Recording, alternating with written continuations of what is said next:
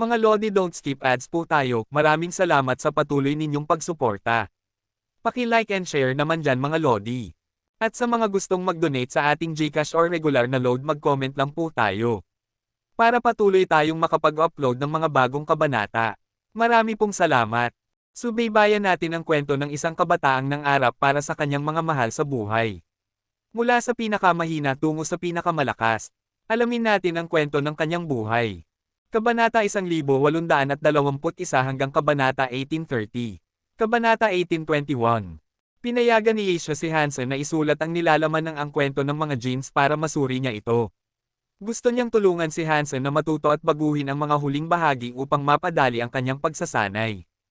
Dahil ang paraan ng pagsasanay ay napakahihingi, kung walang mga pagbabago, magiging mas mahirap na umakyat ng antas at umakyat. Magiging mas mahirap pa ring makabuo ng mga sandata ng Gino. Kailangan niyang maging Diyos upang maisigawa ito ng buo. Pagkatapos ng mga pagbabago, ang kapangyarihan ay mababawasan, ngunit kung hindi ito na-edit, kung gayon hindi ito matututunan. Ang bagay na ito ay hindi nilikha para sa karaniwang tao upang maglaro. Dahil ang pagbabago ay tumatagal ng mahabang panahon, pinayagan niya si Hansen na magpatuloy sa pagsasanay sa ngayon. At kapag tapos na siya, magsisimula silang muli. Bumalik si Hansen sa kanyang hardin at tinawag si Spell. Gusto niyang malaman kung anong kapangyarihan ang taglay niya.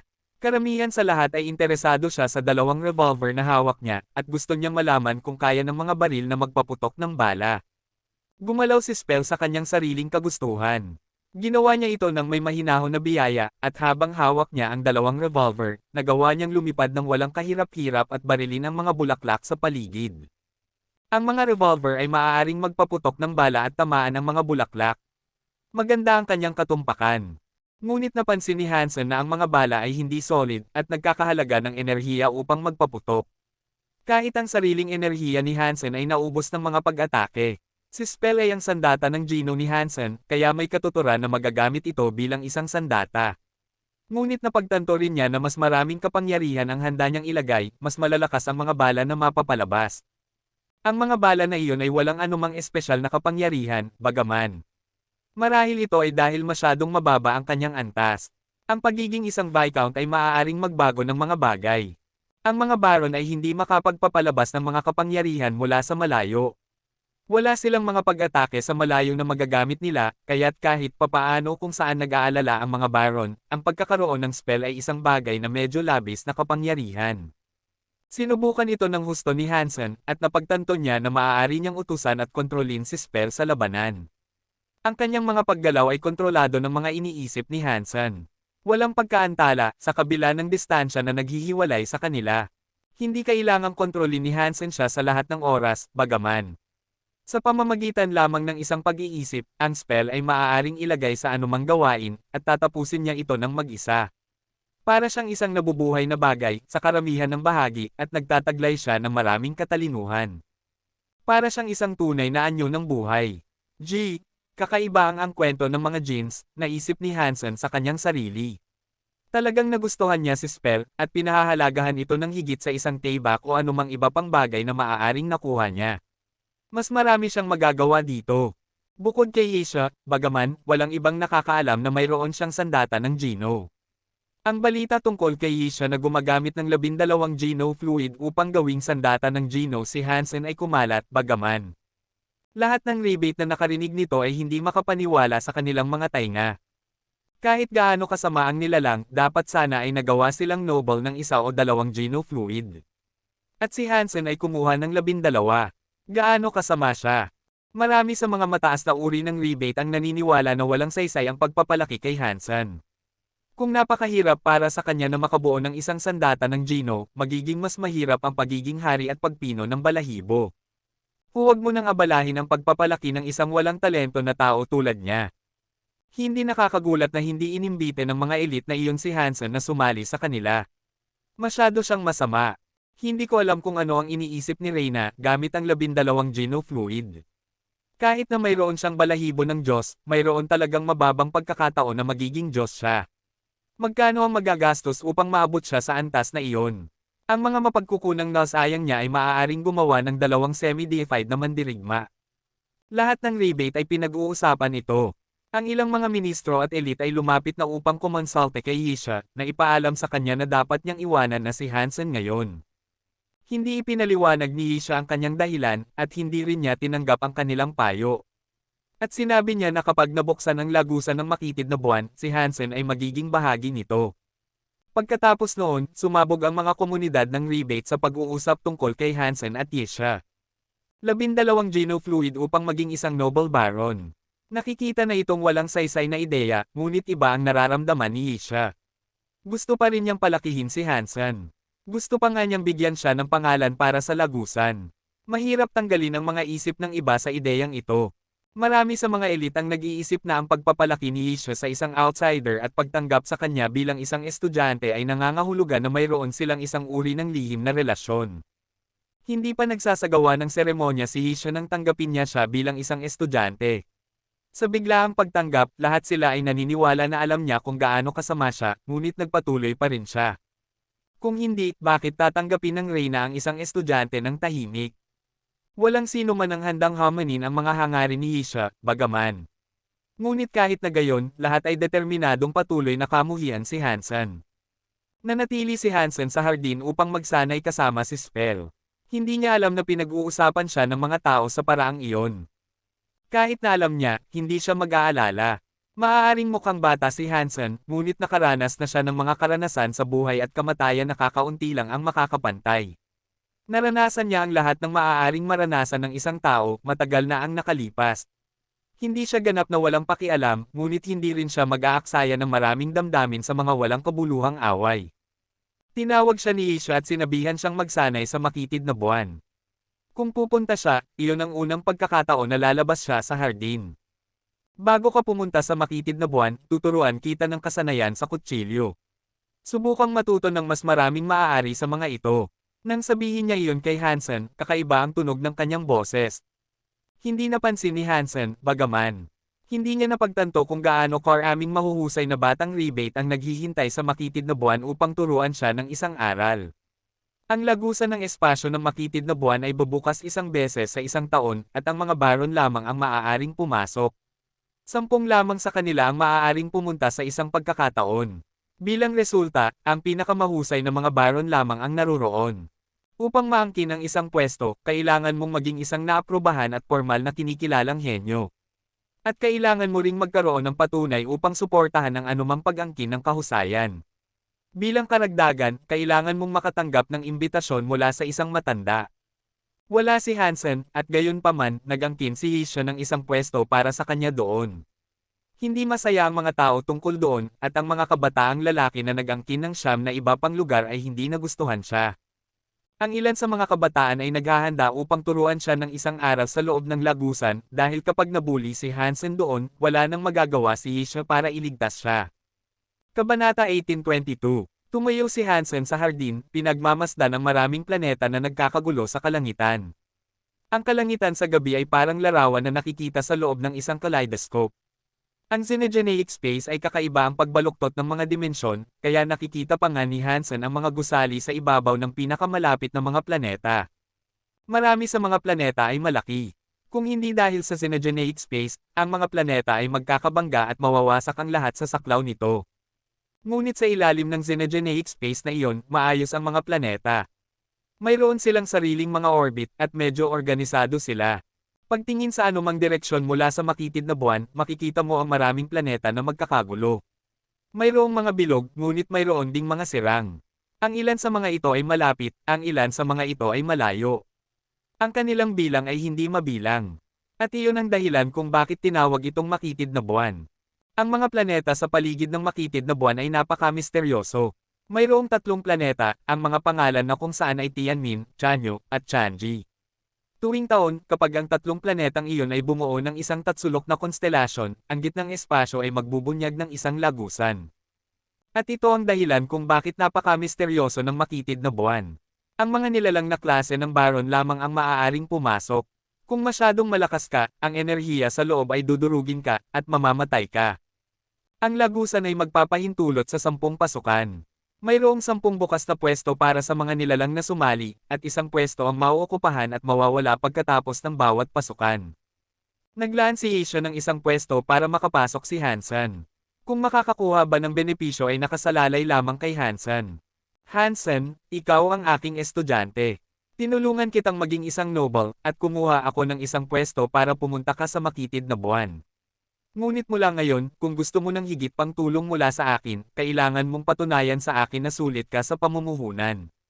Kung hindi, sa kabila ng katotohanang ikaw ay magiging estudyante ko pa rin, ang karagdagang mga pagkakataon para sa espesyal na pagtrato ay mawawala, seryosong sabi ni Yisha. Magsusumikap ako. Tumanggaw si Hansen. Hindi, kailangan mong magtrabaho na parang nakasalalay dito ang buhay mo, kumunat ang noo ni Yisha. Oo, sigaw ni Hansen. Ngayon na nasiyahan na siya, inihagis niya kay Hansen ang isang kutsilyo. Malapit nang mabuksan ang lagusan ng espasyo. Masyadong huli na para turuan ka ng mga kasanayan sa kutsilyo, ngunit matuturuan kita ng isa nito. Kung matutunan mo ito, dapat itong makatulong. Ito ay tinatawag na task. May hawak na kutsilyo si Yisha, at patuloy na nakikipag-usap kay Hansen, sinabi niya sa kanya, panoorin mo. Ipapakita ko lang ito sa iyo ng isang beses. Pagkatapos nito, hinugot ni Yisha ang kanyang kutsilyo. Mabilis niyang hinugot ito at dinala ito sa mukha ni Hansen ng may bilis na parang kidlat. At pagkatapos, itinigil ni Yisha ang paggalaw nang hindi siya nasasaktan. Si Hansen, nakikita ang kanyang pag-atake, alam na ang nakita niya ay mula sa pagbubukas ng teeth knife. Nakita na ito ni Hansen na ginawa ng Knife Mind entity. Natuto na siya noon kasama ang Knife Mind. At habang natutunan niya lamang ang simula, siya ay isang master ng alam niya. Ipinaliwanag ni Yisha ang task kay Hansen at tinanong kung naiintindihan niya. Kung hindi niya naiintindihan at may tanong siya, sasagutin niya. Naiintindihan ko. Wala nang itinanong si Hansen sa kanya. Pagkatapos niyang matanggap ang Teeth Knife Mind, mas naunawaan niya ito. Ang kailangan lang niya ay pagsasanay. Kumunat ang noo ni Yisha at hindi nagsalita. Iniwan niya si Hansen upang sanayin ito. Nagtataka siya kung bakit hindi nagtanong si Hansen ng anumang tanong. At naisip niya na maaaring nagpapanggap lang siya na naiintindihan niya ang diskarte. Kung gayon, hindi siya isang magandang estudyante. Dagdag pa, siya ang reyna. At siya ay isang abalang tao. Habang naglaan siya ng oras upang turuan si Hansen, magiging hanggal kung hindi niya pahalagahan ang mga bagay na pinaglaanan niya ng oras upang turuan siya. Ngunit hindi naisip ni Yisha na masama siya, sa pangkalahatan. Kung hindi siya magdusa ng kaunti, hindi bababasa, hindi niya pahalagahan ang anumang bagay na madali niyang nakuha. Kaya, alam niya na maaaring may problema kapag dumaan siya sa lagusan ng espasyo. Wala siyang masyadong masasabi tungkol sa bagay na iyon, at handa siyang tanggapin ang posibilidad na maaaring mabaigaw siya. Naisip ni Yisha na ang pagkabigo ay hindi isang malaking bagay. Kung magsisikap si Hansen, sulit pa rin ito. Bumalik si Hansen sa kanyang hardin at nagsanay ng task. Plano niyang gamitin ito para sa pakikipaglaban. Maraming kasanayan ang alam ni Hansen, ngunit kung sakaling malaman ng babae ang kanyang tunay na pagkakakilanlan, mas mabuting hindi ito gamitin. Ang mga baron lamang ang pupunta doon, gayon paman. Naisip ni Hansen na makakasama siya ng isang grupo ng mga batang may sipon ng rebate. Kung mag-aaway sila, sapat na ang isang kasanayan upang mawasak sila. Mabilis na lumipas ang ilang araw. Hindi dinala ni Yisha si Hansen sa lagusan ng espasyo, at pinayagan niyang dalhin siya ng isang rebate doon. Ang makitid na buwan ay may 11 bituin. Bukod sa isa sa mga bituin na iyon, lahat sila ay mga hari.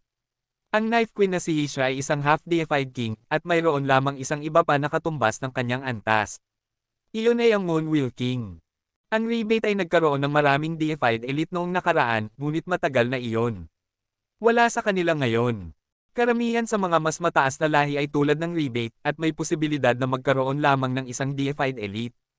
Sila ang mga mag-iilaw ng lampara para sa lahi. Ngunit kahit na sila ay hindi mabubuhay magpakailanman, at mamamatay din sila balang araw. Ngunit nang walang mga deified elite, ang mga mas mababang lahi ay hindi pa rin makakaagaw ng isang lampara at i-claim ito para sa kanilang sarili. Karaniwan, kakailanganin nila ang kanilang sariling mga deified elite upang pamahalaan ang ganoong gawa. Napakahirap para sa mga mas mataas na lahi na lumikha ng isang deified elite. Kaya, kahit sa loob ng 1,000 taon, ang pagiging saksi sa isang laban tulad ng sa Kung Fei ay napakabihira. Sa 10 hari ng rebate, si Knife Queen ay malawakang itinuturing na pinakamahusay sa lahat. Bukod kay Moonwheel King, na halos pareho ang antas, ang iba ay mas mababa. Patuloy na nagsasanay si Yisha, umaasa na magiging Diyos siya. Kaya, hindi niya gaanong pinapansin ang negosyo ng buong tribo. Ang mga baron lamang ang maaaring pumasok sa kompetisyong ito. At kaya, ang mga tao sa mas mataas na antas ay hindi rin gaanong nag-aalala tungkol dito. Hindi alam ni Hansen ang tungkol sa makitid na buwan, kaya isang gwardya ang kailangang magdala sa kanya doon. Ang siyam na iba pa ay pumunta doon ng walang escort. Nang dumating si Hansen, naroon na ang siyam na iba pa. Nagulat sila na may gwardya si Hansen na nag-guide sa kanya. Tiningnan ni Hansen ang siyam sa kanila, at nagulat siyang makita na hindi lahat sila ay rebate. Sa siyam, 3 sa kanila ay mula sa ibang lahi. Mukhang may mga alyansa ang rebate sa ibang mga lahi. Walang nagtangkang makipag-usap kay Hansen, ngunit hindi niya iyon pinansin. Mas nakaramdam siya ng kalayaan sa ganitong paraan. Hindi nagtagal, ang 3 planeta ay nagposisyon ng kanilang sarili na parang tatsulok. Sa gitna sa pagitan nila, nagpakita ang isang vortex. Mukhang isang black hole. Kabanata 1823. May mga tao mula sa rebate na nag-guide kay Hansen papasok sa vortex. Nang magsimulang mag-iilaw ng puting liwanag mula sa vortex, ang mga baron ay maaaring pumasok isa-isa. Si Hansen ay inilagay sa huling pwesto. At nakikita na ang siyam sa mga baron ay nakapasok na, hindi siya nag-atubiling pumasok. Sa sandaling kumislap muli ang puting liwanag, tumalon siya papasok. Pagkatapos maglakbay ni Hansen sa pamamagitan ng wormhole, natagpuan niya ang kanyang sarili sa isang uri ng planeta. Itinaas niya ang kanyang ulo sa langit at napansin niyang hindi niya makita ang mga bituin o buwan. Hindi ito ang makitid na buwan. Nasa isang nag-iisang planeta siya sa kalawakan. Ang planetang ito ay naiiba sa ibang mga planeta. Mayroon lamang mga simpleng parang na umaabot hanggang sa mga bulkan na tumataas mula sa lupa sa malayo. Ang bawat bulkan ay 12-dosenang milya ang layo at walang mga bundok. Kahit na ang pinakamaliit na burol. Habang tumitingin si Hansen sa paligid niya, narinig niya ang isang malakas na ingay na nagmumula sa pinakamalapit na bulkan. Parang isang dagandong at nagbugay ito ng isang haligi ng liwanag. Hindi lamang ang pinakamalapit na bulkan ang sumasabog. Lahat ng bulkan na nakikita niya. Sa lahat ng mga haliging iyon na tumataas sa langit, isang nakamamanghang tanawin. Ngunit alam ni Hansen na may mali. Nang sumabog ang mga bulkan, walang tumataas na ulap ng abo o tumutulo na lava. Ang haligi ng liwanag ay tumataas lamang sa mga ulap at ginagawa silang maliwanag. Tinakpin nila ang buong kalangitan. Ang mga bulkan ay sumabog lamang ng 1 minuto bago tumigil. Pagkatapos, walang mga haligi na nakikita. Ngunit sa langit, ang mga ulap ay patuloy na nagiging mas maliwanag at mas maliwanag. Nagsimula silang mag-alis, naglalabas ng isang daloy ng ulan mula sa itaas. At nang lumapit ang ulan, nasabi ni Hansen na may talagang mali. Hindi lamang tubig ang nakikita niya. Ang ulan ay isang grupo ng mga kutsilyo. Mayroong maiikling kutsilyo, mahabang kutsilyo, makitid na kutsilyo, malaki at itim na kutsilyo, kutsilyong pakpak, lumilipad na kutsilyo. Ang lahat ng iba't ibang uri ng mga kutsilyo ay bumabagsak mula sa langit, hanggang sa tumama sila sa lupa, tinatakpan ng lupain sa kanilang kasaganaan. Nagulat si Hansen. Walang lugar para magtago o magkakanlungan sa gitna ng ulan ng kutsilyo. Ang pinakamaganda lang na magagawa niya ay harangan. Wala si Hansen na sandata. Gusto niyang magdala ng kutsilyo para magamit niya ang tusk, ngunit sinabi ni Aisha na hindi na kailangan. Ngayon naiintindihan niya kung bakit. Ang lugar na ito ay walang iba kundi mga kutsilyo. Nakikita na malapit nang maabot siya ng ulan ng kutsilyo, hinuli ni Hansen ang isa sa hangin bago pinutol ang mga volley.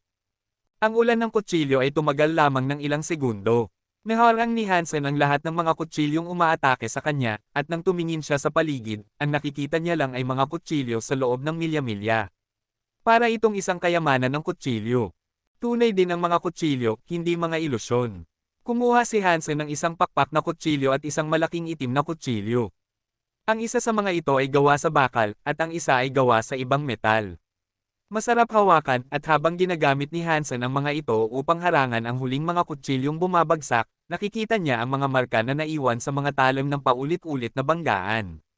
Tunay ang mga armas. Ibinaba ni Hansen ang kanyang ulo at naghanap ng mas mahusay. Huwag kang maghanap. Ito ay ang unang round lamang, kaya ang kanilang kalidad ay masama. Kung gusto mo ng isang maganda, kailangan mong maghintay para sa ika-7 round. Ipagpalagay na tatagal ka ng ganoon katagal, iyon ay. Isang lalaking rebate ang lumapit kay Hansen, malamig na nagsasalita. Tiningnan siya ni Hansen. Mukhang gwapo siya, at may itim na tainga ng kuneho. May hawak siyang kutsilyo na hugis arrow. Kinuha rin niya ito mula sa ulan. Ano ang pangalan mo? Tanong ni Hansen sa lalaking rebate. Black Steel, anak ng Black Moon King. Tiningnan ng lalaki si Hansen at patuloy na nagsabi, 2 taon na ang nakakaraan, nakiusap ako sa aking ama na makipagkita kay Knife Queen. Umaasa akong tatanggapin niya ako bilang isang estudyante, ngunit tinanggihan ako. Narinig ni Hansen na sinabi niya ito, alam niyang hindi siya isang palakaibigang tao. May paparating na gulo. Si Black Steel, hawak ang kanyang kutsilyo, patuloy na naglakad patungo kay Hansen. Tinanggap ka ng Reyna bilang isang estudyante, ngunit ang iba ay may posibilidad na sabihin na ikaw ay napakahina. Hindi ako naniniwala na ang Reyna ay magiging hanggal na tatanggap ng isang tulad mo. Kailangan kang maging superior sa ilang kapasidad. Kaya, ipakita mo sa akin kung ano ang kaya mo. Pagkatapos nito, ang kutsilyo ni Black Steel ay lumapit kay Hansen na umiikot. Tumilapon ito patungo sa kanya na parang kidlat. Ang kutsilyo ni Black Steel ay hindi isang teeth knife. Napaka-agresibo ng kanyang mga kasanayan, bagaman. Ang makitid na kutsilyo ay maaaring mukhang ordinaryo, ngunit gumagalaw ito na parang kaya nitong patayin ang isang buong hukbo. Iniswing ni Hansen ang pakpak na kutsilyo. Mukhang nagpuputol siya, pero hindi. Mukhang tumutusok siya, pero hindi. Mukhang nakakatakot habang papalapit ito sa leeg ni Black Steel. Iniswing ni Black Steel ang kanyang makitid na kutsilyo at nagbanggaan silang dalawa. Nabasag ang dalawang kutsilyo. Hindi ko inaasahan na matutunan mo ang teeth knife ng Reyna. Mahusay. Ang mga mata ni Black Steel ay tumingin sa pagkasabik. Kumuha siya ng isang random na kutsilyo mula sa lupa at sinubukang i-swing ito patungo kay Hansen muli. Mayroon pa ring makapal na itim na kutsilyo si Hansen at ginamit niya ito upang gamitin ang tusk. Masama ang kalidad ng talam, kaya nabasag ito. Pareho silang nakikipaglaban sa gitna ng ulan ng kutsilyo. Kapag nabasag ang isang kutsilyo, kukunin nila ang isa pa. Ang mga sirang kagamitan ay nakakalat sa lahat ng dako. Hindi natatalo si Black Steel, ngunit mukhang masama siya. Ginamit lamang ni Hansen ang tusk, at hindi niya binago ang kanyang mga taktika. Ngunit ang simpleng kasanayan na iyon ay pinanatili pa rin siya sa laban kay Black Steel, at hindi siya natatalo. Para kay Black Steel, ang buong laban na ito ay nagiging isang nakakahiya. Tiningnan niya ang mga mata ni Hansen at sinabi, iyan lang ba ang kaya mo? Oo. Bago ko nakilala ang Reyna, ito lang ang alam ko. Tumango si Hansen. Nagulat si Black Steel. Itinigil niya ang paggamit ng kanyang kutsilyo at nagtanong, kailan ka tinuruan ng babaeng iyon nito? Ilang araw na ang nakakaraan, walang pakialam na sabi ni Hansen. Mas naguluhan pa si Black Steel, at sinubukan niyang magtanong, bukod sa kasanayang ito, ano pang alam mo? Iba pa, ngunit hindi sila masyadong sikat. Hindi maipakita ni Hansen ang lawak ng kanyang knife skill, ngunit medyo magaling siya. Tiningnan ni Black Steel si Hansen na patuloy na naguguluhan. Itinapon niya ang kanyang kutsilyo sa lupa at malamig na sinabi, walang saysay na talunin ka ngayon, kung gayon. Lalabanan kita kapag natutunan mo na ang lahat ng mga diskarte ng teeth knife. Nagkibit balikat si Hansen. Hindi siya interesado sa mga walang kabuluhang away. Ano ba ang ulan ng kutsilyong ito? Tanong ni Hansen kay Black Steel. Hindi naisip ni Hansen na mahihirapan siyang pakisamahan. Kabanata 1824. Hindi ka ba sinabihan ng Reyna bago ka pumunta dito? Kumunat ang noo ni Black Steel. Umiling si Hansen. Wala akong sinabihan ng Reyna. Sinabi lang niya sa akin na pumunta dito, at iyon lang. Tahimik na sinabi ni Black Steel, iba nga talaga ang Reyna. Mayroon siyang sariling mga plano, bagaman, hula ko. Kung hindi kanya sinabihan. Pagkatapos ng isang pagpos, patuloy na sinabi ni Black Steel, ang mga bulkan na ito ay ang mga libingan ng mga kutsilyo. Maraming kutsilyo ang nakalibing dito, at lumalabas ang mga kutsilyo kapag nabuksan ang lagusan. Naghihintay sila ng bagong Panginoon. Narito tayo upang pumili ng mga bagong armas para sa ating sarili. Pinipili rin tayo ng mga armas. Tandaan, hindi maganda ang kalidad ng mga kutsilyo sa simula. Mamaya, magkakaroon ng mas mataas na pagkakataon na makahanap ng magagandang kutsilyo. Ngunit kahit na gayon, bihira sila. Kailangan mong makuha ang mga ito, ngunit kailangan mo ring makuha ang kanilang pag-aproba. Para doon, kakailanganin mo ng kapangyarihan at swerte. Saan nanggaling ang mga sandatang ito, kung gayon? Tanong ni Hansen, na nagulat. Hindi ko alam, ngunit ang portal na ito ay bubukas isang beses sa isang taon. Kung saan talaga nanggaling ang mga kutsilyo, hindi ko pa nasabi. Kung hindi sila mapili, babalik sila sa kanilang mga libingan. Naghihintay sila sa susunod na grupo ng mga kalahok sa loob ng isang taon na may pag-asang maaaring mapili sila, sabi ni Black Steel. Ibig ba sabihin ay sa atin na ang mga sandatang kinukuha natin? Naisip ni Hansen sa kanyang sarili. Gusto niyang mangolekta ng ilan para maibigay niya sa kanyang pamilya. Mas mabuting ibigay niya ito sa kanyang anak, apo, at apo sa tuhod kung sakaling hindi na siya makabalik. Mayroon tayong batas sa ating lahi, isang kutsilyo lang ang maaaring kunin ng bawat tao. Malamig na tiningnan ni Black Steel si Hansen na parang alam niya ang iniisip ni Hansen. Oh, talaga, mukhang nadismaya si Hansen, ngunit pagkatapos ay nagtanong siya, sa pagtatapos, ano kaya ang antas nila? Mayroon bang mga Diyos na kutsilyo sa kanila? Kumunat ang bibig ni Black Steel. Alam niyang isang sakam na tao si Hansen na hindi man lang nag-aalala na itago ang katotohanan iyon. Wala siyang ideya kung bakit tatanggapin ng Reyna ang isang estudyante na tulad nito. Hindi ko alam. Gayunpaman, ang ulan ng kutsilyo ay babagsak isang beses sa isang oras. Pagkatapos ng ikapitong ulan, magiging available ang mga talam na klase ng Viscount. Mahirap na iwasan ang mga kutsilyong iyon. Sa paglipas ng mga taon, walang nakaligtas ng higit sa 10 round. Ang pinakamahusay na mga kutsilyo na natagpuan kailanman ay mga kutsilyong duke. Sinagot ni Black Steel ang tanong ni Hansen. Klase ng duke, hindi naman masama. Tumango si Hansen. Pakiramdam ni Black Steel na parang masyadong nagsasalita siya kay Hansen. Kakaiba, nasa mas masayang kalagayan din siya. Hindi niya mapigil ang tanungin si Hansen, nagdala ka ba ng anumang mataas na antas na sandata at armas sa lugar na ito? Hindi. Sinabi ng Reyna na hindi ko kailangan.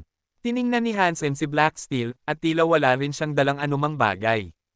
Sinabi ni Black Steel, sa tingin mo ba kaya ng isang baron na harangan ng isang ulan ng kutsilyong Viscount?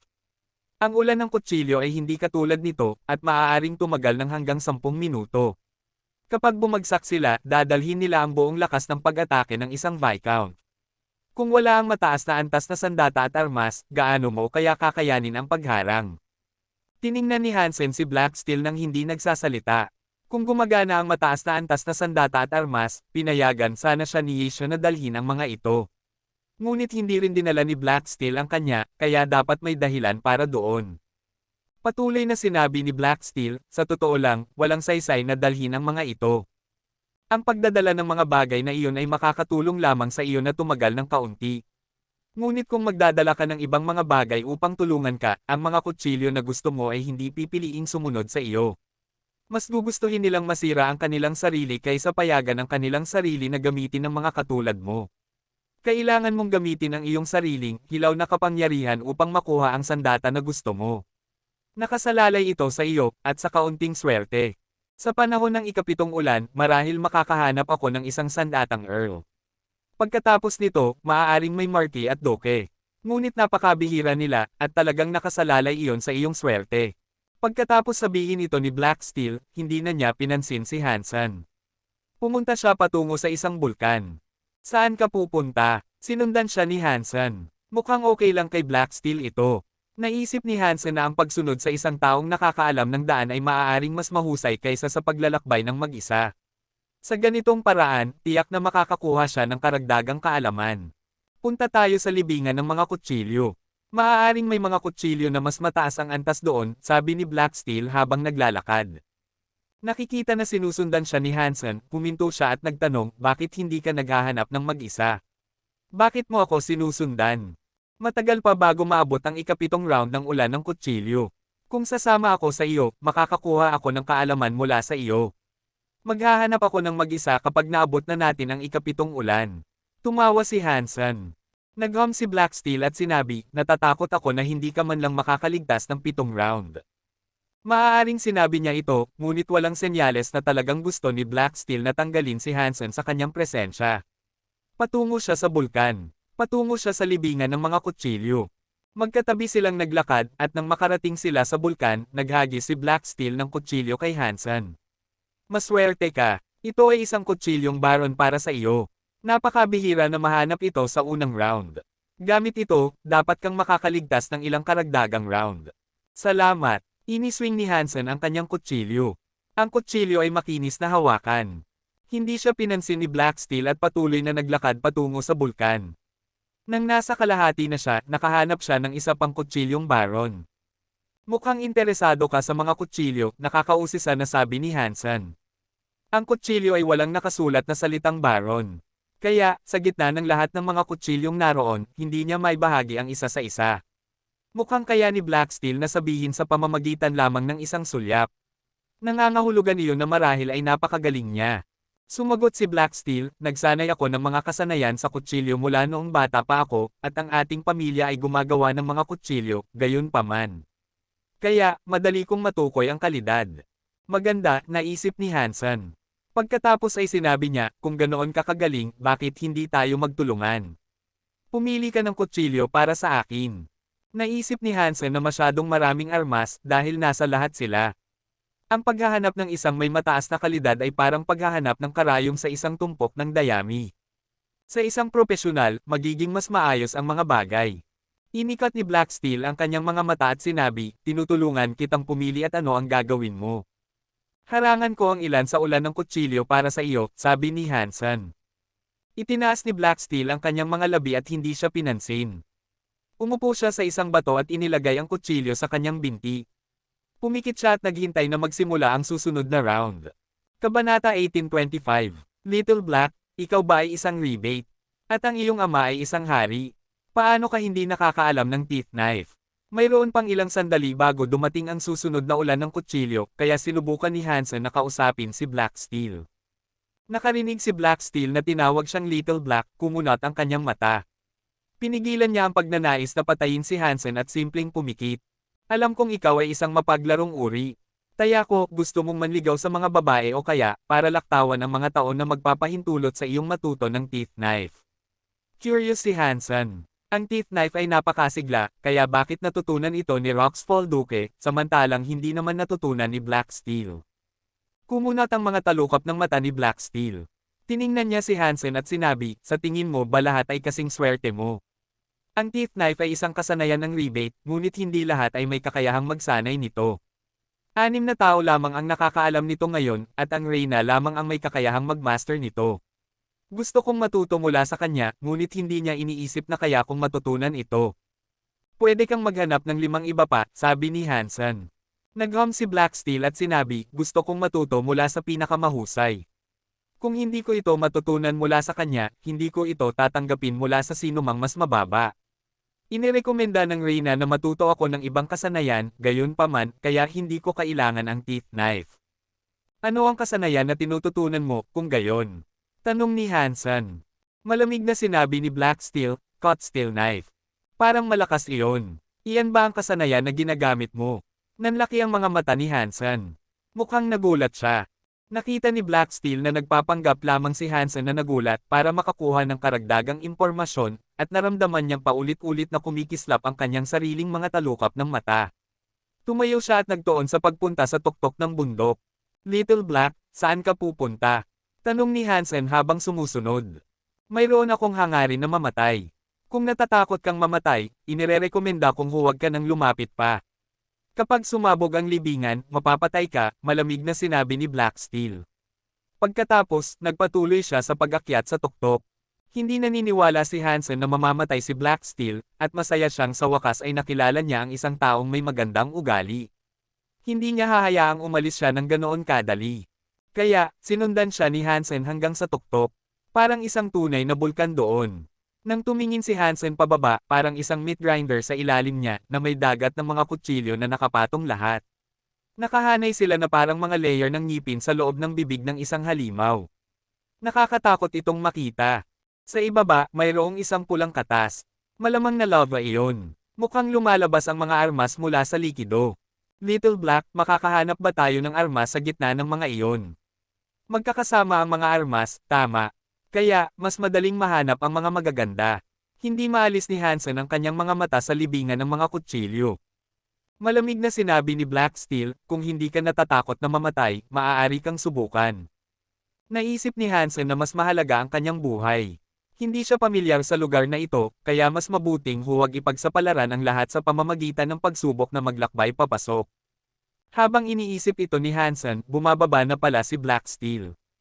Little Black, bakit ka bumababa? Nagulat na tumingin si Hansen. Hindi ako natatakot na mamatay, simpleng sabi ni Black Steel. May hawak siyang kutsilyo habang bumababa siya. Napagpasyahan ni Hansen na sumunod. Ang mga kutsilyo ay magkakasalubong at ang mga lugar na maaari mong hawakan ay ang mga talim lamang. Parang umaakyat ka sa isang bundok ng kutsilyo. Sa kabutihang palad, ang mga talim na iyon ay medyo mapurol. Katulad sila ng mga bagong bumagsak sa unang ulan. At dahil ang mga mapurol na kutsilyo ay hindi kasalukuyang bumabagsak mula sa langit, hindi sila talaga mapanganib. Little Black, sabi ni Hansen, nang maramdaman niyang nagsimulang manginig ang mga talam. Ang bakal na kata sa ibaba ay nagsisimulang kumulo at magkulo. Mukhang handa nang lumipad pataas. Binigyan ni Black Steel si Hansen ng senyales na manahimik. Nanatili siyang tahimik, at pagkatapos ay naging kalmado ang mga kutsilyo at ang bakal na katas. Sinubukan ni Hansen na tularan siya at patuloy na umakyat. Mukhang dinala siya ni Black Steel dito para lang patahimikin siya. Habang bumababa sila, mas tumatalas ang mga kutsilyo. Napapalibutan na sila ng mga kutsilyo ngayon, at kung nagsimula ng gumalaw ang mga kutsilyo, si Hansen at Black Steel ay magiging mga pincushion. Kahit na hindi gumalaw ang mga kutsilyo, maiisip ni Hansen ang kapalaran na maghihintay sa kanya kung madulas siya. Ngunit hindi natatakot si Hansen, at hindi rin si Black Steel. Sa totoo lang, wala siyang dapat ikatakot. Maaari siyang lumipad ng maikling panahon, at dito, sapat na iyon para makarating siya sa ligtas. At higit pa rito, mayroon siyang Taurus Shield. Walang paraan na masasaktan ito ng mga talim ng isang Baron. Sa kabilang banda, kung gagamitin ni Hansen ang Shield, hindi niya alam kung gusto pa rin siya ng mga kutsilyo. Tahimik silang bumababa, papalapit ng papalapit sa bakal na katas. Napagpasyahan lamang ni Black Steel na pumunta rito dahil sa sobrang dami ng tanong ni Hansen. Ang pagkamausisa na nagtataka kung may mga kutsilyo bang ipinanganak ay mayroon ding papel. Ngunit isang ulan lang ang naganap, at ang magagandang kutsilyo ay hindi pa maipapakita. Hindi masyadong umaasa si Hansen. Nang tumingin siya sa kumukulong bakal na katas, nakita niya ang isang kutsilyong kabayo na itim na nakapatong sa kalahati sa loob ng likido.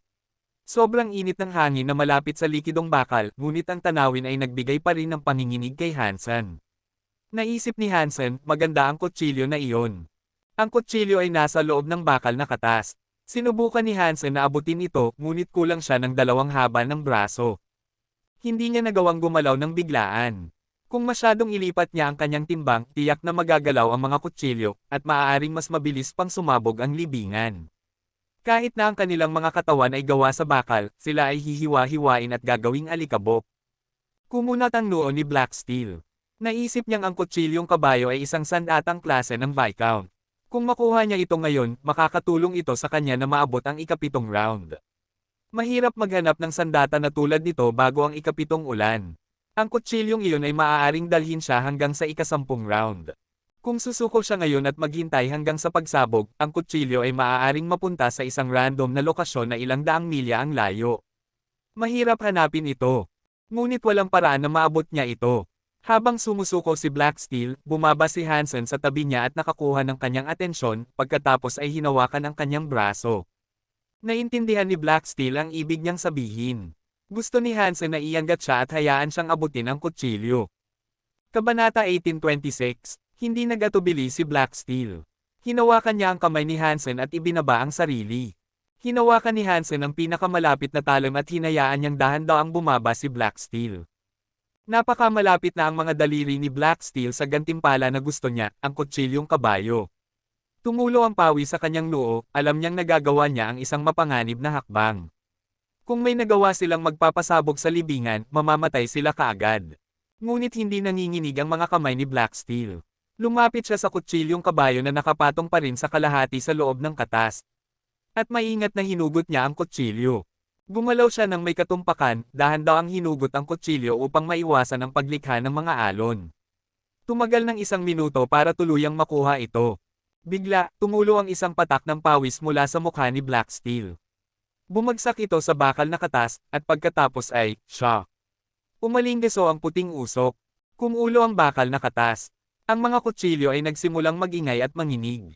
Tinitingnan nila ang dalawa na nag-freeze sa kanilang kinatatayuan. Pagkaraan ng ilang sandali, muling huminahon ang mga kutsilyo at ang bakal na katas. Inilagay ni Black Steel ang kutsilyo at tumango kay Hansen.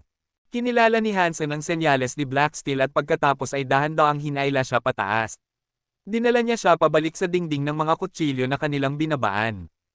May dala na ngayon si Black Steel ng kanyang bagong kutsilyo na nakasabit sa kanyang likod. Sinenyasan niya si Hansen, at pagkatapos ay umakyat silang muli mula sa bulkan. Ginawa nila ito ng sabay, tahimik hanggat maaari. Nang pareho silang umakyat mula sa libingan ng mga kutsilyo, mukhang nakahinga ng maluwag si Black Steel. Basang-basa ang kanyang damit. Ang stunt na kanilang ginawa ay masyadong mapanganib, at halos mapatay siya. Tiningnan ni Black Steel si Hansen. Napansin niyang nakatayo ng comfortable si Hansen sa tabi niya na parang hindi siya nag-aalala. Parang hindi siya nababahala sa panganib na kanilang ginawa. Ang kanyang noo ay tuyo at walang pawis, na parang wala lang nangyari. Hindi ko alam kung siya ay ignorante o mayabang, naisip ni Black Steel sa kanyang sarili. Anuman, nagsisimula ng magbago ang pananaw niya kay Hansen. Pagmamay-ari mo ang kalahati ng kutsilyong ito, kaya dapat nating pag-usapan kung paano natin ito hahatiin ng patas. Nang makarating na sila sa paanan ng bundok, itinuro ni Black Steel ang kutsilyo at sinabi ito. Hindi ko kailangan ito. Ituring mo na itong bayad sa aking serbisyo, na bayad ng buo. Kapag kailangan kong makahanap ng isa para sa aking sarili mamaya, marahil maaari mo akong tulungan sa bagay na iyon. Ngumiti si Hansen. Alam mo ba kung anong kutsilyo ito? Tanong ni Black Steel. Umiling si Hansen. Ano ba ito? Walang energy signature ang sandata, at dahil hindi eksperto si Hansen, hindi niya matukoy ang antas ng talam. Ito ay isang sandatang Earl, sabi ni Black Steel. Isang Earl. Akala ko mas mataas pa. Kailangan ko ng isa na hindi bababa sa isang duke. Maaari mo akong tulungan na maghanap ng isa na tulad nito, okay? Sa kaunting swerte at kaunting pag-asa, ito ay magiging isang king. Mas maganda kung ito ay Diyos. Mukhang labis na nabigo si Hansen, at mukhang hindi niya gaanong pinahahalagahan ang isang kutsilyong Earl. Ibinalik ni Black Steel ang kutsilyo sa kanyang balikat at hindi na pinansin si Hansen. Nakahanap siya ng lugar sa paanan ng bundok para umupo, kung saan maaari silang maghintay para sa susunod na round ng ulan. Tumagal ng matagal bago ito dumating, ngunit mukhang magsisimula na ulit ito sa lalong madaling panahon. Habang nag-uusap sila, isang malakas na ingay ang narinig. Sumabog ang libingan ng mga kutsilyo at isang haligi ang tumataas sa langit. Pagkatapos, nagsimulang bumagsak ang ulan ng mga kutsilyo. Kinuha ni Black Steel ang kanyang kutsilyong kabayo at inihagis ang isang kutsilyong klase ng Baron kay Hansen. Mabilis na tumayo ang sandatang Baron ni Hansen upang harangan ang mga kutsilyong bumabagsak mula sa langit. Ang round na iyon ay pangunahing tungkol sa paggamit ng mga ordinaryong armas. Napakasimple, hindi man lang kailangan ang mga sandatang Baron. Madali nilang nalampasan iyon. Bakit hindi tayo pumasok ulit sa libingan ng mga kutsilyo? Marahil ay makakahanap na tayo ng isang sandata na mas mataas ang antas, iminungkahi ni Hansen. Umiling si Black Steel at sinabi. Pagkatapos ng ikalawang alon, marami sa mga sandata sa mga dingding ay Baron. Mas malakas ang kanilang kapangyarihan. Kung hahawakan mo ang mga ito, agad silang magsisimulang magkagulo. Maliban kung kaya kang lumipad papasok at palabas, hindi ka makakabalik doon. Mukhang nadismaya si Hansen, at sumuko siya sa ideya na bumalik. Magkasama nilang tiniis ang dalawa pang pag-ulan ng mga kutsilyo. Pagkatapos ng ikalimang bagyo, napagpasyahan ni Black Steel na pumunta sa bundok at tingnan. Tiningnan niya ang mga kutsilyo sa bundok, at pagkatapos ay bumalik. Little Black, mayroon bang Diyos na kutsilyo ang iyong pamilya? Mayroon bang sino man na may Diyos na kayamanan sa makitid na buwan? Tanong ni Hansen, curious sa sagot ng binata. Hindi lang siya pinansin ni Black Steel. Ang pinakamagandang paraan upang harapin si Hansen, naisip niya ngayon, ay ang pananahimik. Pagkatapos ng 5 alon ng ulan, mahirap pa ring makahanap ng isa pang sandatang Earl. Kung hindi masyadong masama ang kanilang swerte, maaari silang makahanap ng hindi bababa sa isang sandatang Viscount. Gusto ni Black Steel na makahanap ng sandatang Viscount ngayon. Naglakad-lakad sila ng kaunti bago sila makatagpo ng 3 iba pa na naghahanap din ng ibang sandata. Nakita ng 3 iyon si Hansen at Black Steel, at napagpasyahan na lumapit upang batiin sila. Black Steel, bakit ka kasama niya? Isang rebate na may gintong tainga ang tumingin kay Hansen at pagkatapos ay kumunat ang noo kay Black Steel. Kasama ako sa sino mang gusto kong makasama, malamig na sinabi ni Black Steel. Medyo nagalit ang babae pagkatapos ng pagtanggi, at isang lalaking rebate na nasa tabi niya ang nagsabi, Black Steel, huwag kang maging mayabang. Ikaw lang ang anak ng Black Moon King. Kung kasing galing ka ng inaakala mo, bakit hindi ka tinanggap ng Knife Queen bilang isang estudyante, sa halip na itong walang kwentang outsider? Tumawa ang isang kakaibang outsider at sinabi, hindi siya naging estudyante ng Reyna, ngunit maaari siyang maging kaibigan ng estudyante mismo. Ha! Marahil kapag naging malapit siya, iniisip niyang lulumay ang Reyna, at pagkatapos ay tatanggapin siya bilang susunod na estudyante. Kinuha ni Black Steel ang kanyang kutsilyo at iniswing ito ng may galit. Itinaas ng outsider ang kanyang kutsilyo at lumaban. Ngunit mayroon lamang siyang sandatang baron at mabilis itong nabasag ng kutsilyong kabayo. Sa pagkagulat ng outsider, siya ay hinati sa dalawa. Ang kanyang dugo ay kumalat sa lupa. Iyon ba ay isang sandatang earl? Nanginginig ang lalaki at babae. Tiningnan nila ng diretso ang kutsilyong kabayo ni Black Steel. Sumigaw ang lalaki kay Black Steel at sinabi, Black Steel, talagang pumapatay ka ba ng tao dito? Sa tingin mo ba kaya mong gawin ang lahat ng gusto mo? Sino mang manginsulto sa Reyna ay mamamatay, malamig na sinabi ni Black Steel, hindi man lang sila tinitingnan. Naguguluhan pa rin ang lalaki at babae sa pagkabigla. Dapat sana ay isang maliit na usapan lang iyon.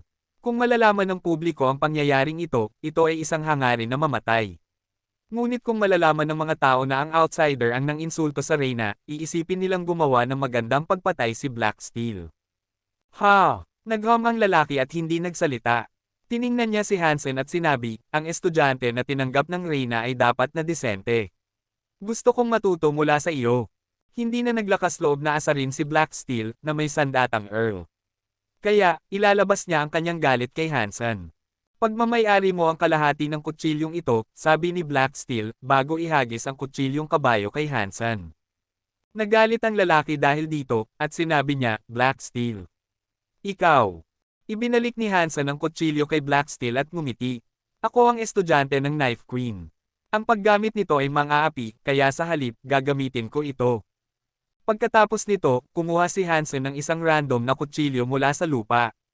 Ordinaryo ito, at wala man lang ranggo. Kabanata 1827. Sinabi ni Isha kay Hansen na kailangan niyang patunayan ang kanyang sarili kung gusto niyang makakuha ng higit pang mga mapagkukunan. Kaya, gusto ni Hansen na ipakita ang kanyang sarili sa pagkakataong ito. Ngayon na kusang loob na nagpresenta ang lalaking ito, hindi hahayaan ni Hansen na mawala ang pagkakataong ito. Ang lalaki, na ang pangalan ay Gauss, ay galit na tumingin kay Hansen. Kung ginagamit ni Hansen ang kutsilyong kabayo ng Earl, tiyak na hindi siya magagalit ng ganoon.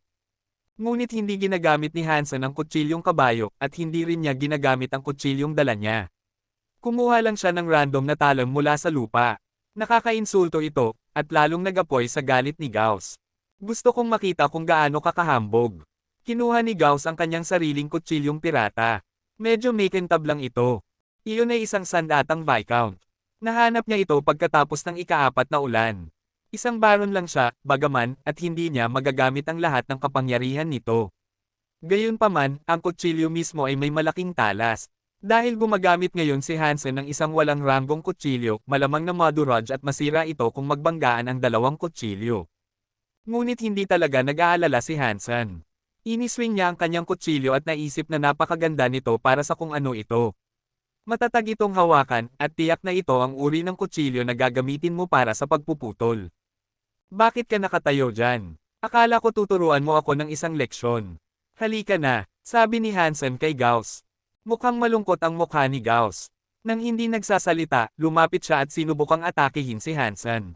Ang kutsilyong pirata ay dumating na parang anino, sinusubukang bitagin si Hansen na parang lambat. Magaling ang mga kasanayan sa kutsilyo ni Gauss. Ang kapangyarihan at bilis ay nagpakita ng mataas na antas ng karanasan. Ang kanyang diskarte ay hindi rin mahina kaysa sa teeth knife. Gayunpaman, ang teeth knife ay hindi lamang nakatuon sa galing. Ito ang diskarte mismo, at kung paano ito umiikot sa kapangyarihan ng ngipin, ang nagpapaganda nito. Ngunit hinahabol ni Gauss si Hansen. Maaaring mukhang bata si Hansen, ngunit parang isang sinaunang hayop siya.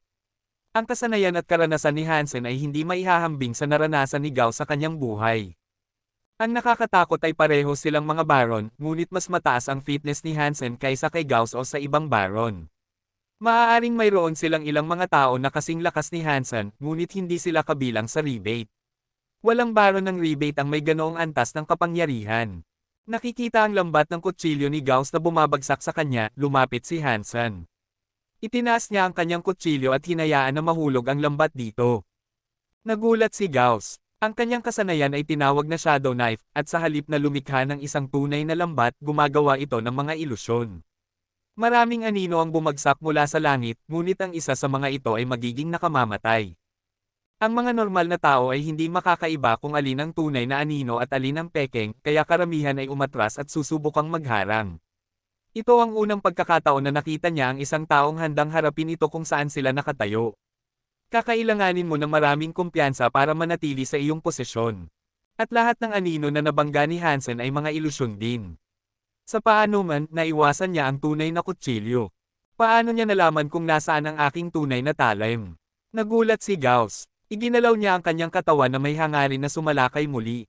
Ngunit huli na. Pinanood ng iba habang tumalon si Hansen sa lambat, tumakbo patungo kay Gauss, at hinugot ang kanyang kutsilyo na parang pag-atake ng cobra. Ang mga gilid ng leeg ni Gauss ay may mga sugat na parang ngipin, na parang nakagat siya ng ahas. Tumulo ang dugo mula sa mga marka ng kagat. Hinawakan ni Gauss ang kanyang leeg habang natamba siya pabalik. Namutla ang kanyang mukha. Nagulat ang babaeng kasama niya. Hindi niya magamit ang teeth knife, ngunit nakilala niya ito. Ginagamit ni Hansen ang tusk. Isang pag-atake lang ang kailangan para masugitan ng malubha si Gauss. Sa makitid na buwan, si Gauss ay dapat na nasa nangungunang 5 sa kanyang klase. Ang kanyang shadow knife ay hindi kasing ganda ng teeth knife, ngunit medyo sikat pa rin ito. Mayroon ding sandatang Viscount si Gauss, at nahihirapan ang babae na maniwala na hindi niya naharang ang pag-atake ni Hansen. Umalis na tayo. Tinitigan ni Gauss si Hansen habang hawak niya ang kanyang dumudugong leeg. Lumiko siya para umalis. Alam niyang kung mas lalalim ang pag-atake ni Hansen, patay na siya. Nang umalis na si Gauss, humarap si Black Steel kay Hansen. Nang lumaban ka sa akin, hindi mo ginamit ang lahat ng iyong kapangyarihan. Hindi ba ganoon din ang ginagawa mo?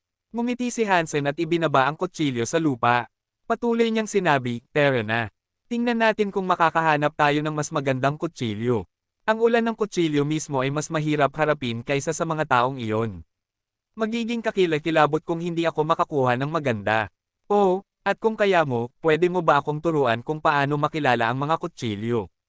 Hindi. Tumanggi si Black Steel. Pagkatapos ay lumakad siya pasulong upang ipagpatuloy ang kanilang paghahanap ng isang disenteng kutsilyo. Nagkibit-balikat si Hansen at sumunod kay Black Steel. Nakita niya ang mga armas sa lahat ng dako at napansin niyang wala silang naglalabas na kapangyarihan. Ang nakikita lang niya ay iba-iba ang hitsura ng bawat isa. Si Black Steel ay nagmula sa isang pamilya ng mga panday. Bago ang ika-6 na round, bagaman, nakahanap siya ng isang sandatang Viscount. Ibinigay ni Black Steel ang leaf knife kay Hansen. Nang hawakan ito ni Hansen, naisip niyang iba ang pakiramdam nito kaysa sa iba. Iba ang texture nito. Sa isang bulwagan na mukhang palasyo, dahan-dahang lumapit ang isang lalaking rebate at tumingin sa Knife Queen. Bakit ka kumuha ng estudyante na tulad niya? Hindi ka ganoon. Moonwheel King, bakit ka nag-aalala kung anong estudyante ang tinatanggap ko? Pantay na sagot ni Isha. Ngumiti si Moonwheel King. Hindi mo kailangang sumagot sa akin kung anong mga estudyante ang tinatanggap mo, ngunit nagbigay ka ng mga mapagkukunan na pag-aari ng rebate. Para dito, kailangan mong magbigay ng paliwanag. Hindi ba karapat-dapat ang aking estudyante sa isang pwesto sa lagusan ng espasyo? Sabi ni Isha. Ang iyong estudyante ay maaaring sulit ng daan-daang pwesto, ngunit siya ay isang outsider. Hindi gaanong simple ang mga bagay. Talaga bang gusto mo siyang palakihin? Tanong ni Moonwheel King. Iyon ang aking negosyo. Huwag kang mag-alala tungkol dito. Malamig ang tingin ni Isha. Gusto ko lang ipaalala sa iyo ang ating mga batas. Huwag mong kalimutan ang mga ito. Walang sino man ang kumokontrol sa buong lahi. Hindi ikaw. Hindi ako, dahan-dahang sinabi ni Moonwheel King. Mas alam ko kaysa sa iyo. Hindi mo na kailangang ipaalala sa akin. Maganda. Ngumiti si Moonwheel King at pagkatapos ay umalis. Nakita siyang umalis, kumunat ang noo ni Isha. Ang mga bagay na sinabi niya ay hindi maaaring galing lamang sa kanya.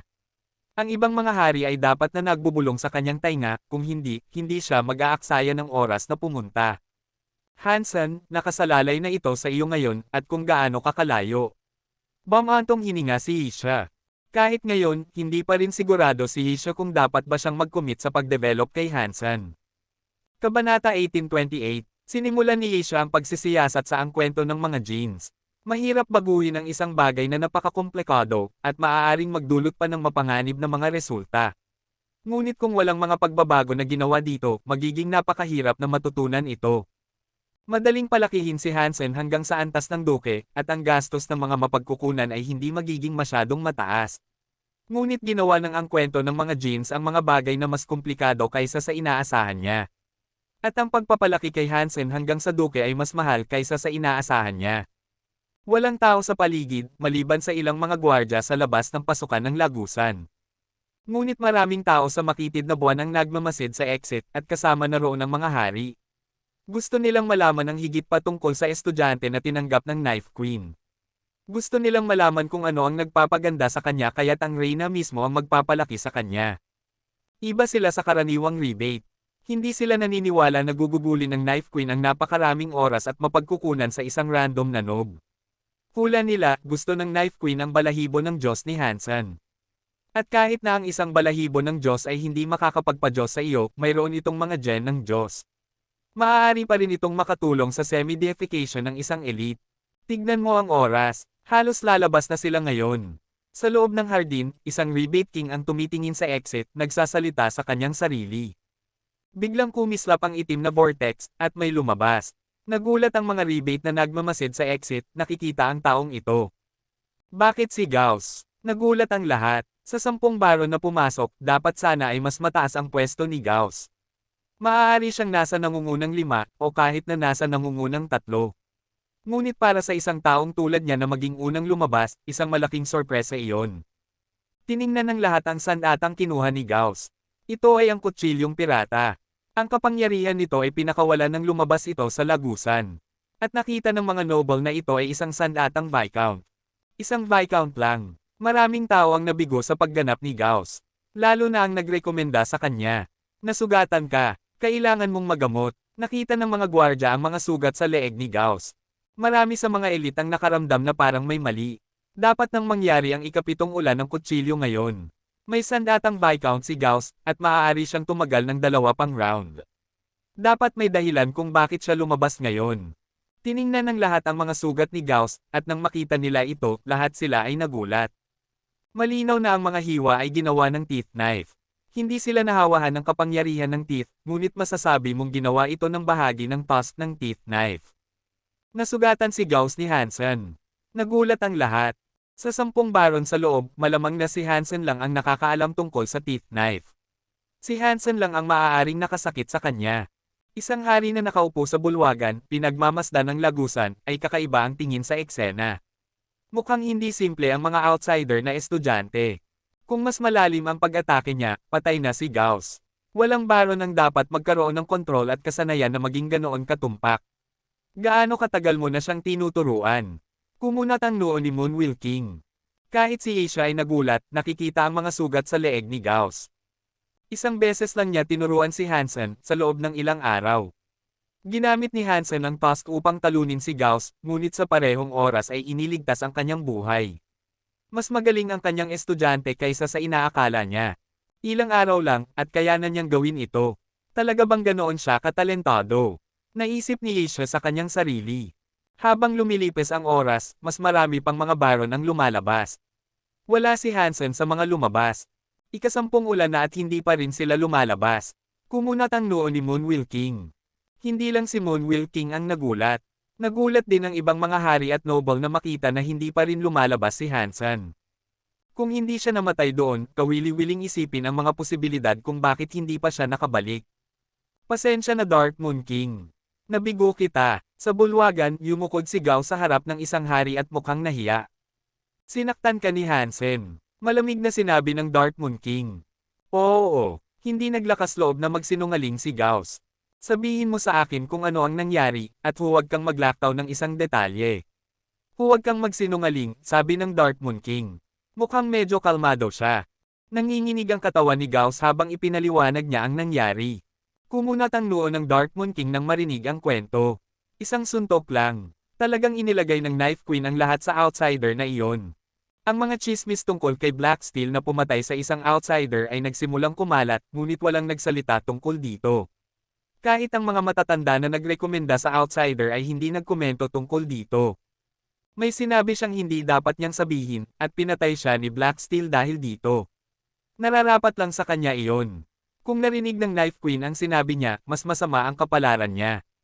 Nagtaka ang lahat kung bakit hindi pa rin lumalabas si Hansen at Black Steel. 7 sa kanila ang lumabas, at 2 lang ang natitira sa loob.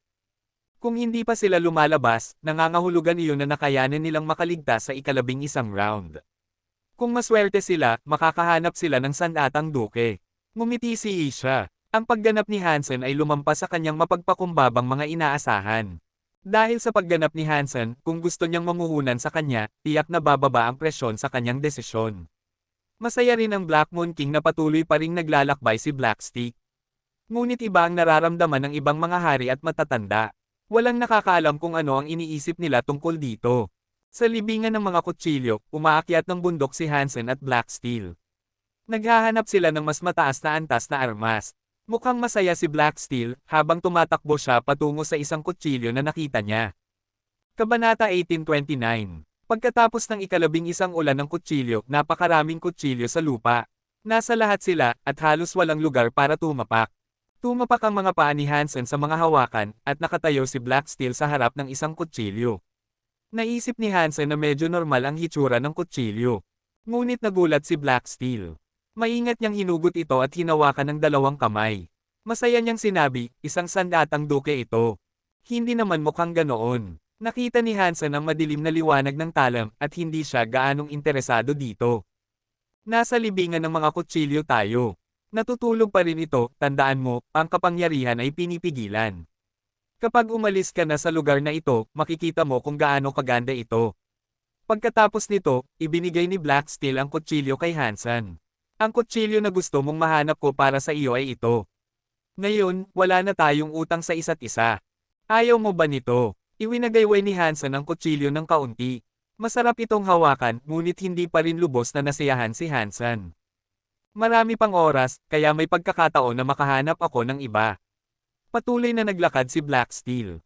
Hindi na siya lumingon. Sinundan ni Hansen si Black Steel ng matagal, at namangha sa dami ng alam niya tungkol sa lugar. Pagkatapos ng ika-11 ulan ng kutsilyo, mas marami pang mga armas na mas mataas ang antas sa lupa.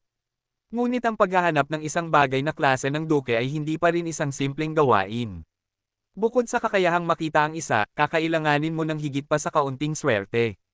Sa higanting planetang iyon, na natatakpan ng milyon-milyong mga kutsilyo, ang paghahanap ng isang sandatang duke ay mas mahirap kaysa sa paghahanap ng karayom sa isang tumpok ng dayami.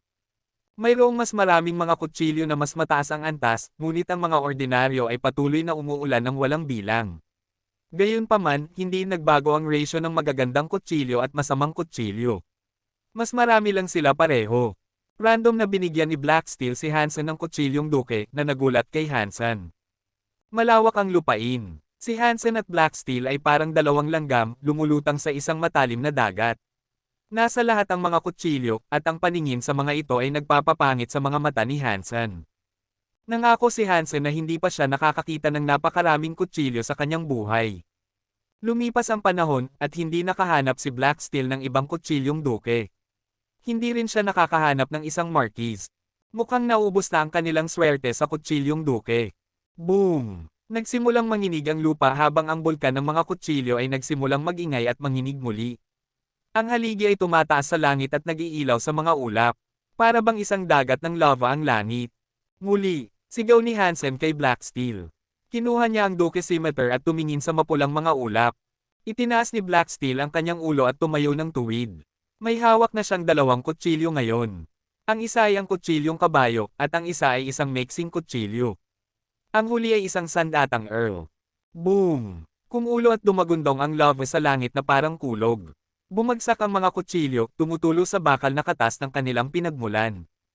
Ang langit ay napuno ng mga bagay na parang walang katapusang pagpapakita ng mga meteor.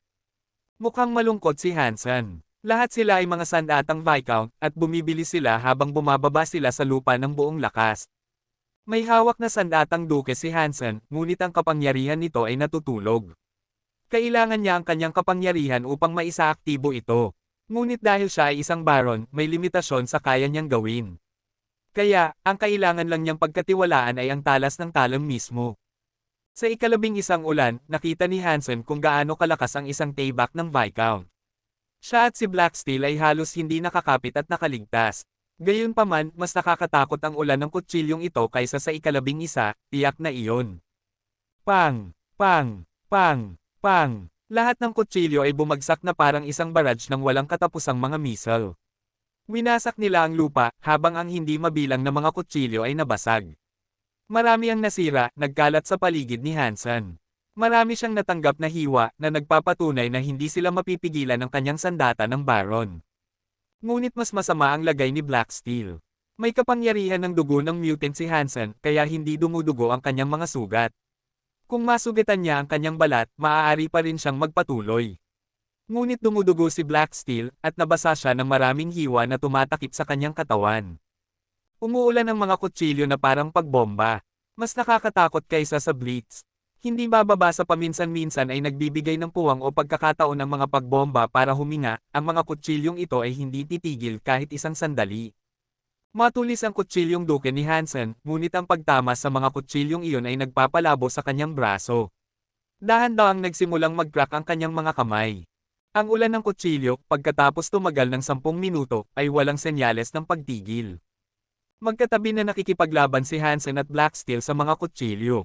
Pareho silang may hawak na isang gilid, at dahan-dahan, nagsimula ng gumanda ang mga bagay. Masyadong matagal ang ulan ng kutsilyong ito. Hindi na natin kaya. Kailangan na tayong umalis, sigaw ni Hansen, habang patuloy siyang nagpuputol at nagpuputol. Ikaw muna, hindi ko pa rin nahanap ang kutsilyo na hinahanap ko, sabi ni Blacksteel, habang ini-swing ang kanyang kutsilyo na parang baliw. Ibibigay ko sa iyo ang akin, at kukuha ako ng kahit ano, sabi ni Hansen. Sa iyo ito, hindi sa akin, kalmadong sabi ni Blacksteel. Nababaliw ka ba? Patuloy na ini-swing ni Hansen ang kanyang kutsilyo. Ikaw muna ang umalis, giit ni Blacksteel, patuloy na ini-swing ang kanyang kutsilyo. Hindi pwede. Nagpuputol si Hansen, pinuputol ang ilang kutsilyo na halos matusok ang kanyang ulo. Boom! Muling nagtrumpeta ang langit ng mga nakakabinging tunog. Parang sumabog ang lava sa langit. Umuulan mula sa langit. Mga kutsilyo. Hindi mabilang na mga kutsilyo. Bumagsak ang mga kutsilyo na parang isang malakas na baha. Umaagos sila mula sa itaas na may lakas ng isang nagngangalit na ilog. Sapat na iyon upang sirain ang langit at lupa. Kabanata 1830. Bakit hindi pa rin sila nakabalik? Tanong ng isang tao mula sa pasukan ng lagusan. Dumating na ang Black Moon King sa harap ng lagusan ng espasyo at naghihintay siya sa kanyang anak. Nang bata pa si Black Moon King, siya mismo ang pumasok sa lagusan ng espasyo. Alam niya kung gaano kahirap ang mga pagsubok sa kabilang panig. Sa ngayon, ang mga nasa kabila ay dapat nasa ikalabing dalawang round ng ulan. Dahil hindi pa lumalabas si Blacksteel, dalawa lang ang posibilidad. Ang unang opsyon ay sobrang swerte ni Blacksteel, at nakahanap siya ng isang hindi kapani-paniwalang pagkakataon. Ang ikalawang opsyon ay patay na siya. Noong nakaraan, ang mga Baron ay nakarating lamang sa ikalabing isang yugto, iyon ang taas ng kanilang kapangyarihan. Walang sino man ang nakaligtas sa ikalabing dalawa. Mayroon isang anak ng isang hari na napakasigasig, kaya ninakaw niya ang sandata ng isang duke at dinala ito sa libingan ng mga kutsilyo. Gusto niyang makita kung ilang round ang tatagal ng ulan ng kutsilyo. Ngunit sa ikalabing dalawang round, lumabas ang binata na halos maduraj ang sandata ng duke. Nang tanungin siya, sinabi ng Baron sa kanyang ama na sa ikalabing dalawang round, bumagsak ang mga kutsilyo na parang walang katapusang daloy. Mabilis na nasira ang kanyang sandata ng duke sa ilalim ng presyon. Nakaligtas ang Baron bago tuluyang masira ang sandata ng duke. Kung hindi siya nakalabas sa oras, mamamatay siya. Iyon ang dahilan kung bakit hindi kailanman sinubukan ng mga Baron na dalhin ang mga sandata ng duke. Ikinwento ng kwento ng binatang iyon kung gaano nakakatakot at malakas ang ulan ng mga kutsilyo. Mas matagal nang naghihintay si Black Moon King kaysa sa inaasahan niya, ngunit nasa loob pa rin si Blacksteel. Iyon ang kanyang nag-iisang anak, at sobrang nag-aalala siya. Tinitigan niya ang itim na butas na parang vortex. Napapalibutan siya ng maraming iba pang noble na sabik na makita ang huling resulta. Kinuyam ang kanyang mga kamay sa mga kamao, habang ang kanyang mga kuko ay tumutusok sa kanyang balat. Hindi siya kailanman nagkaganito kahit na nakikipaglaban siya sa isang tao. Hindi nasa harap ng lagusan si Isha, ngunit kumunat pa rin ang kanyang noo at tumitig sa pasukan. Sa planetang libingan ng mga kutsilyo, bumagsak ang ilog ng mga kutsilyo na parang tsunami mula sa langit. Parang puputulin nito ang buong planeta sa kalahati. Nagbago ang mga mukha ni Hansen at Black Steel. Nararamdaman nilang masama. Wala silang sandata ng duke, at wala rin silang daanan para makatakas. Bigla, halos nasa itaas na ng kanilang mga ulo ang ilog ng mga kutsilyo. Inihagis ni Black Steel ang kanyang kutsilyong kabayo at kinuha ang kutsilyong duke ni Hansen. Hawak ang dalawang kutsilyo, tumalon siya sa kumpol ng ilog at sumigaw, tumakas. Dumating ang mga kutsilyo sa ilog na parang isang buhawi, pinupunit ang mga kalangitan. Nagawa ni Black Steel na hatiin sa kalahati ang ilog ng kutsilyo. Ngunit sandali lang iyon, at mabilis na nagawa ng ilog ng kutsilyo na tumawid at punan ang pagitan. Katsa! Dahil sa epekto na kanyang ginawa sa ilog ng kutsilyo, nabasag ang sandatang Earl ni Black Steel laban sa agos. Dumyugo ang kanyang kamay, bilang resulta. Ang kanyang kabilang kamay, na nakahawak sa kutsilyong duke, ay may ilang mga bitik na tumatakbo sa kabuuan nito. Masyadong malakas ang epekto sa ilog ng kutsilyo. Naitulak ang kutsilyong duke sa gilid. Bumuhos ang mga kutsilyo sa paligid ni Black Steel na parang tubig. Tiningnan ni Black Steel ang ilog ng kutsilyo at gumalaw ang kanyang mga mata. Napagtanto niyang mamamatay siya sa pagkakataong ito, at walang paraan para makatakas. Nakikita ang walang katapusang mga kutsilyo na nakahanay sa tabi ng kanyang katawan, 1 segundo lang ang kailangan para hiwain at i-dice siya sa mga piraso. Ngunit biglang tumigil ang mga kutsilyo, at na-freeze sila kung nasaan sila sa hangin. Nakasabit sila doon, walang galaw, tinatakpan ang langit. Halos nasa kanyang laman at mga mata na ang mga kutsilyo, ngunit biglang tumigil ang lahat. Bigla, parang bumaliktad ang oras. Bumaliktad ang mga kutsilyo. Gumalaw sila ng 100 metro palayo bago tumigil. Nagsimulang umikot ang mga armas, at gayon din ang mga nasa lupa. Hindi mabilang na mga armas ang umiikot na parang mga buhawi. Nasa lahat sila, at hindi man lang nahulaan ni Black Steel kung gaano karami ang mga iyon. Habang umiikot ang mga armas, nagsimulang manginig din sila. Parang natatakot sila sa isang bagay. Dahan-dahang lumingon si Black Steel at tumingin kay Hansen. Ang mga damit ni Hansen ay kumakaway habang itinatapon niya ang kanyang knife mind. Mukhang isang hayop siya na malapit ng punitin ang kalawakan. Paano nangyari iyon? Tumingin si Black Steel kay Hansen. May knife mind si Hansen na mas malaki kaysa sa ama ni Black Steel, si Black Moon King. Kahit na ang Knife Queen ay malamang na mas mababa sa kanya. May hawak na ngayon si Hansen ng kutsilyong kabayo ni Black Steel. Plano niyang gamitin ang kanyang knife mind at centaur shield para makapag-isip sila kung ano ang maaaring gawin upang makatakas sa lagusan ng espasyo. Gayunpaman, mas nakakagulat kaysa sa inaasahan ang mga epekto ng paggamit ng knife mind. Parang naramdaman ng mga kutsilyo ang kanyang knife mind at naghahangad silang umatras. Hindi na kailangang i-summon pa ni Hansen ang kanyang shield. Ang knife mind ni Hansen ay nagmula sa Talem. Ang knife mind ng Talem ay nagmula sa Rebate, ang kanilang nag-iisang deified elite. Siyempre, mas masama ang kapangyarihan ni Hansen. Ngunit kahit na gayon, ang kanyang knife mind ay deified sa caliber. Kahit na hindi ito kasing ganda ng tunay na bagay, maganda pa rin ito. Ang mga kutsilyo ay hindi mga nilalang, ngunit nang maramdaman nila ang knife mind, nagulat sila. Iyon ang dahilan kung bakit sila nanginginig at hindi makalabas. Bigla, bumagsak ang isang kutsilyo mula sa langit at tumama sa lupa. Halos tumama ito sa ulo ni Hansen. Umatras si Hansen at umiwas. Tumingin siya pababa at nakita ang kutsilyo na nakatusok na ngayon sa isang bato. Ang Talem at ang hawakan ay kalawangin na, at wala man lang handguard. Parang isang bakal na pamalo na medyo nakayuko lang. Kakaiba, lahat ng mga kutsilyong ito ay natatakot sa knife mind. Kaya, bakit napagpasyahan ng isang ito na bumaba? Naisip ni Hansen sa kanyang sarili. Lumuhad siya sa tabi ng kutsilyo, hinawakan ito sa hawakan, at sinubukang hilahin ito mula sa bato. Gusto ni Hansen na tanggalin ito mula sa bato at tingnan kung ano ang maaaring espesyal dito, ngunit hindi ito gumalaw. Sinubukan niyang hilahin ito ng ilang beses, ngunit wala nangyari. Little Black, bakit hindi ko mahayla ito? Tanong ni Hansen sa kanyang balikat nang biglang matanggal ang kutsilyo mula sa lupa. Inihagis niya ito kay Black Steel para suriin. Inilagay ni Hansen ang kanyang knife mind. Pagkatapos ay parang nawalan ng suporta ang mga armas, at lahat sila ay bumagsak sa lupa. Sa loob ng 100 metro, nasa lahat ng dako ang mga armas. Kakaiba ang tingin ni Black Steel kay Hansen, pagkatapos ay tumingin siya sa kutsilyo sa kanyang mga kamay. Pagkatapos ay ibinalik niya ito kay Hansen na nagsasabi, hindi ito isang mahabang kutsilyo na may talam. Ito ay isang anak ng kutsilyo o isang pamalo ng kutsilyo. Hindi pa ito kutsilyo. Kalahati pa lang ito.